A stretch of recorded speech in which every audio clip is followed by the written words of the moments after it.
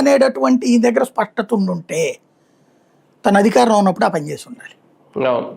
ఇప్పుడు రాజధాని అప్పుడు హైకోర్టు ఆపేసింది, నువ్వు మళ్ళీ సుప్రీంకోర్టు ఇవన్నీ తిరిగావు, నీ టర్మ్లోనే నీకు చేయగలవు అనేది తెలుసు కదా నీకు, నీ టర్మ్లో చేయలేకపోతే చేత కదా అనేది. అప్పుడు ఈ రాగం లేదు కదా సార్, అప్పుడు 3 రాజధానుల రాగం అది, ఇప్పుడు ఈ పల్లవి అప్పుడు లేదు కదా, ఇది కొత్త. నేను అంటోంది అదే, నీ క్లారిటీ ఎక్కడ ఉన్నట్టు అప్పుడు కన్ఫ్యూజన్ మనిషి కదా అప్పుడు.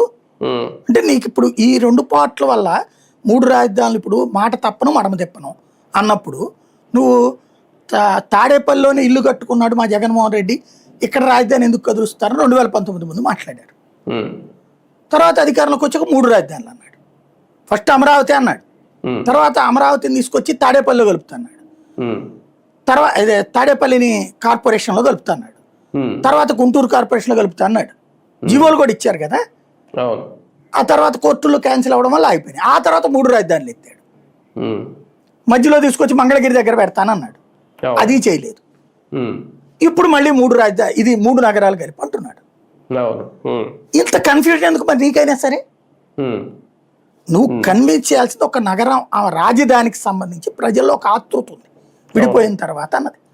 ఆ ఆతృతని అడ్రస్ చేసే విధానంలో పిల్లతనం కనిపించకూడదు, ప్రొఫెషనలిజం కనిపించాలి. ఇక్కడ పిల్లతనంగా కనబడుతుంది.